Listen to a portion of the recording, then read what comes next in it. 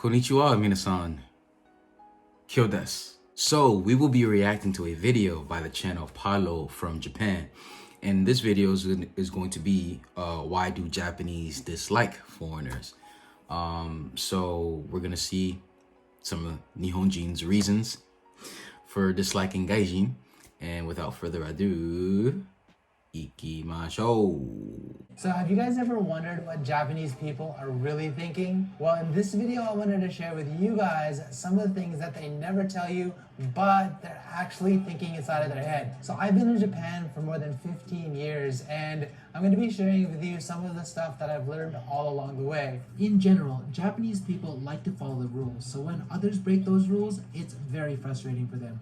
On top of that, Japanese people don't like interacting with strangers, so they'll try to avoid speaking out at all costs. And the reason why I know this is because I've actually made a lot of these mistakes myself. When you do come to a different country, you want to be as respectful as possible, but it's just hard because a lot of the times Japanese don't tell you that you're pissing them off. But just keep in mind that I'm generalizing things. Not everyone is like this in Japan. These are some of the guidelines to help you guys understand what Japanese people are thinking, and so maybe you don't piss them off when you come to Japan. Number 1, not wearing masks in public when you're sick. If you ever come to Japan or have watched Japanese videos or any of my videos for that matter, you'll notice that a lot of people are wearing masks, getting on airplanes or sometimes they're just on the train. So what a lot of people think is that Japanese people are scared of getting sick, and so they wear the mask to protect themselves from other people transferring any viruses or any sicknesses to them. That's actually partly true, but the other side of it is they're trying to protect other people. When Japanese people get sick, they don't want to transfer what they've caught or their illness to someone else, so they wear a mask to protect other people. So what actually pisses them off is that when someone else is sick and they're not wearing a mask, as a common courtesy, Japanese people expect others when they're sick to wear a mask. So if you're ever in Japan and you do get sick, it would probably be good to wear a mask. Number 2, squatting in public. If you've ever been walking the streets in Japan, or especially Tokyo, you'll probably rarely see Japanese people squatting. The reason for this is when Japanese people see someone squatting, they actually think that this person is poorly brought up. One thing that I kind of see personally in Tokyo, especially with tourists, is I'll go to a department store and I'll just see them like sitting against the pillar or sitting like actually on the ground in the department store, or maybe they're sitting on some stairs. This is actually the same thing as squatting in public. Japanese kind of view that as behaving poorly. So the thing is, in Japan, department stores are considered luxuries. So it's kind of weird for Japanese people to see someone squatting when they're trying to like get that luxury experience. It's kind of like seeing someone picking their nose right next to the Chanel shop or like the Gucci shop. So if you do feel tired, then definitely find a seat. I know Tokyo is a bit hard, especially because there's not a lot of places to sit. If you can, definitely try to find a seat, or what Japanese people will do is they'll find a cafe and they'll sit there. Number 3, blocking traffic. Now this kind of goes hand in hand with like sitting in department stores or squatting in public. Basically, you're making a nuisance of yourself when you're blocking traffic. So for example, you'll be walking on the street, you just see like a group of tourists just standing in the walkway and not letting people pass by. That just like really pisses people off because a lot of people are trying to get from A to B and you're just like getting in their way and you're not kind of considering others. Not to say that all foreigners or tourists do this, but Japanese people do it too. But as you get kind of older, you realize to be more courteous of others and you try not to get in other people's way. So if possible, if you need to stop, don't stop in traffic. Try to go off to the side where you're not actually getting in people's way. Number 4, expecting places like food stalls to accept credit cards. And now I've gone over this so many times in my other videos that Japan is still very much a cash-based society. If you're buying street food, probably not expect them to accept a credit card because it's just kind of common sense, common knowledge that these places don't accept credit card and they will get kind of like annoyed. It's kind of like, why are you asking me to take credit card when you know this place, these shops don't take credit cards? Because at the end of the day, it just makes you look like you don't have any common sense. Alright, so it just started to rain, so I needed to find some cover, and what better way to do it than here. Let's continue on. Number 5, eating at tourist trap spots. Now this one, again, maybe doesn't piss Japanese off per se. It is kind of embarrassing to go and eat at these kind of places because it's just so much food that Japan has to offer. When foreigners go to these like very tourist trap places and eat, it's kind of like, oh, you kind of missed out. Thing is, I've actually gone to a lot of these like tourist trap places myself, just not knowing better, and I kind of wanted to give you some pointers on what's a tourist trap spot and what is not. This usually applies to, for example, like izakayas, Japanese drinking restaurants. So the ideal for a good Japanese restaurant would be a place like this that keeps it simple with minimal signage. What you'll find instead with like a lot of tourist trap places is not only will they have their sign, it may be in English, but they'll also have a signboard with pictures, not only Japanese, but it also has English on the menu. You're kind of like, oh, so they are like catering to a foreign market. One of the biggest giveaways for this is not only do you see English, but you see like Chinese and Korean. You see like 3 different languages on the menu. You might want to step back a little bit because this could be a tourist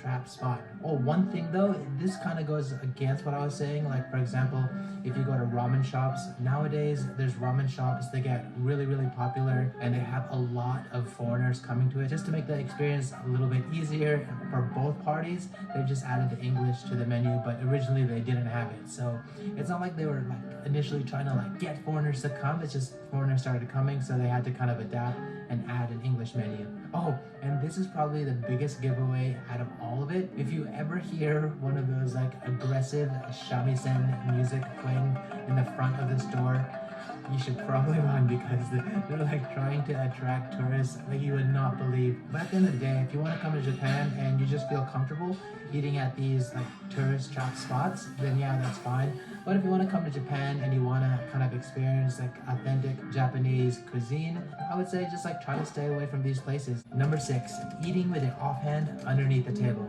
So this one was like really weird to me because one, I didn't know this until after coming to Japan, and in fact, to be honest with you, I still do it sometimes.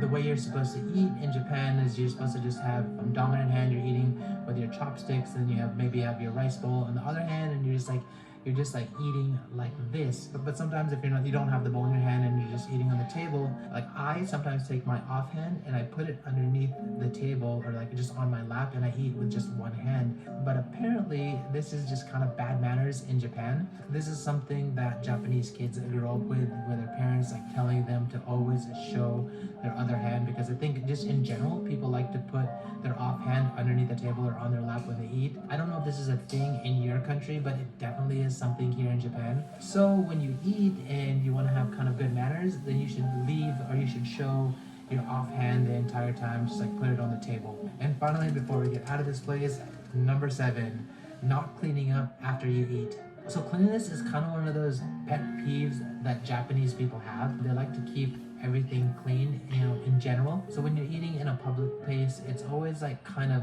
proper manner just to clean up after yourself while you're eating, and especially after you eat. Maybe in other countries you expect the waiter or the waitress to clean up after you're eating, so you can like leave all of your crumbs on the table, you can leave your french fries or your noodles, it's just like spilled on the table. It's okay just to leave the table like that. But in fact, in Japan, it's like common courtesy to actually gather all of the napkins, all of like the loose items, and put it all in the bowl or in the center of the plate. And then if there's any like spots on the table, just to like wipe it down with a napkin, make it kind of tidy, because in Japan no one wants to have like a really messy table even after they leave. Is that an international thing, or is that just a Japanese thing? Alright, so that's enough about food. Let's move on to the next spot.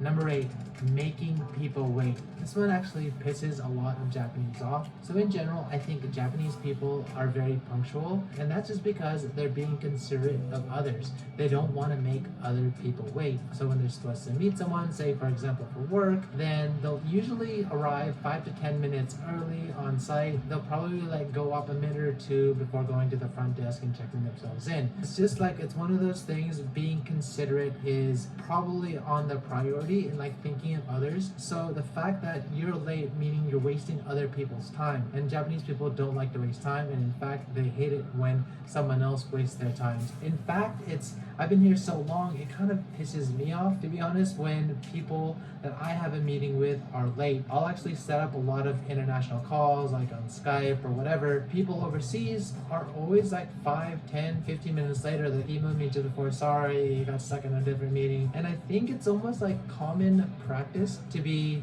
late when you're setting up a meeting. But me being in Japan and working in a Japanese style environment for so many years, I've just got accustomed to being on time, or if not early, to all of my meetings. So if you ever come to Japan and you're meeting up with a Japanese friend, you have dinner reservations, or you're just meeting someone for business or for pleasure, you want to be on time, if not early. So definitely keep that in mind when setting up your meetings. But there is one caveat to this. So as people get more comfortable with each other, then I wouldn't say it's accepted to be late, but it's more forgiven and it's not as big of a thing when compared to if you were acquaintances or if it were a business meeting. At the end of the day, it's just being considerate, and sometimes I don't understand why that's so hard for some people. Maybe it pisses me off more than Japanese people.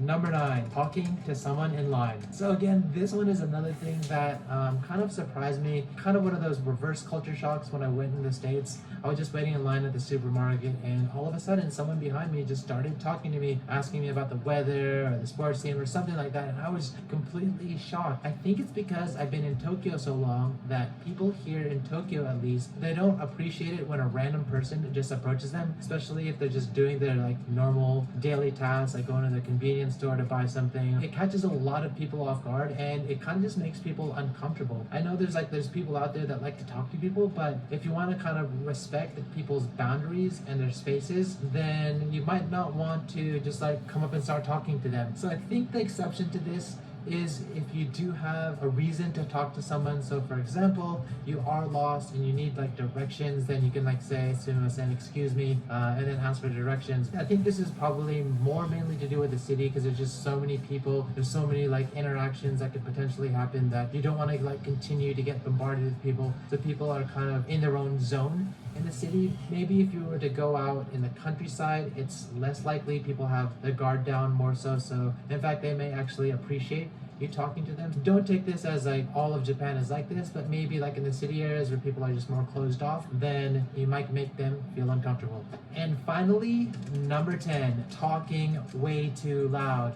Now, I see this all the time when you're on the train, when you're on the bus, you're in a restaurant, and people are just talking so loud that it interrupts your thoughts. It's kind of off-putting, and it actually pisses a lot of Japanese off. I've heard my Japanese friends comment about it. It's just something that people kind of like get really turned off by, because people do like their personal space, and someone like a group of people are talking way too loud, kind of just being inconsiderate about their surroundings, then it just kind of like pisses people off. It just says that you don't really care about the other people around you. And I mean, if you're just like talking normal, it's not a big deal. But I will say that it's not like I don't hear Japanese people do this. I mean, like you'll probably sometimes be on a late train and people are like talking loudly because everyone's drunk on the train, or you'll go to maybe like a festival and people are talking loud. But just like in normal everyday daytime scenarios, people like try to keep their voice down so they don't bother other people. So if you are walking around and you don't want to piss people off, then just like keep your volume to as my grammar school teacher used to say, keep your 12-inch voices.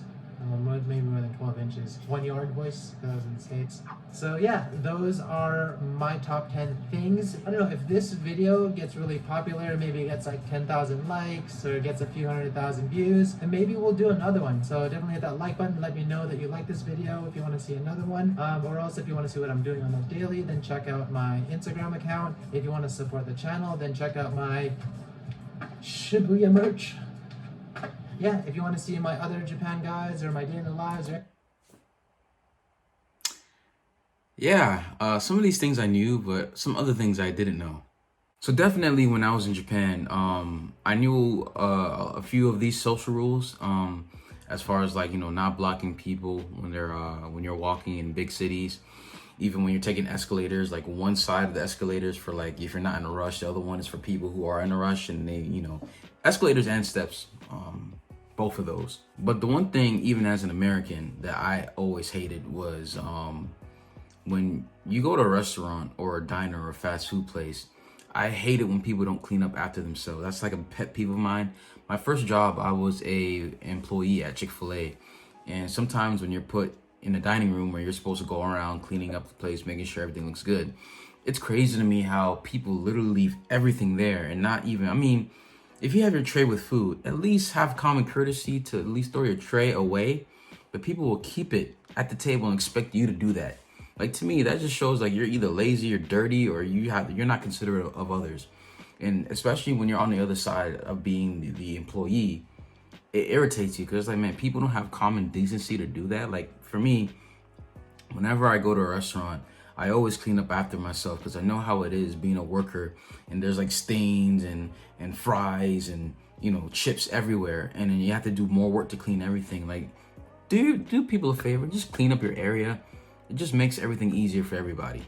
And also, talking loud. I live in America, and I live in a very populous state, Florida. It's one of the, you know, most popular states, like New York, Texas, California. And one thing I hated when taking the train, not the trains, but the buses, is that people would just be so loud on the phone talking. It was so annoying, because like, you're on the bus, right? You just want a peaceful bus ride to get where you're trying to go, you know, but it's just so annoying when people talk so loud, and then people say the most stupidest things on the phone. You hear about like couples breaking up with each other.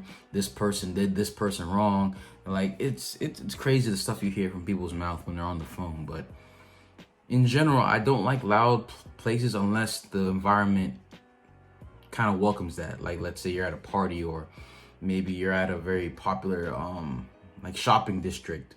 Outside, I would like tolerate it, but in general, I don't like when people are too loud either, especially on transportation. But either way, let me know what you guys think about this video in the comment section below.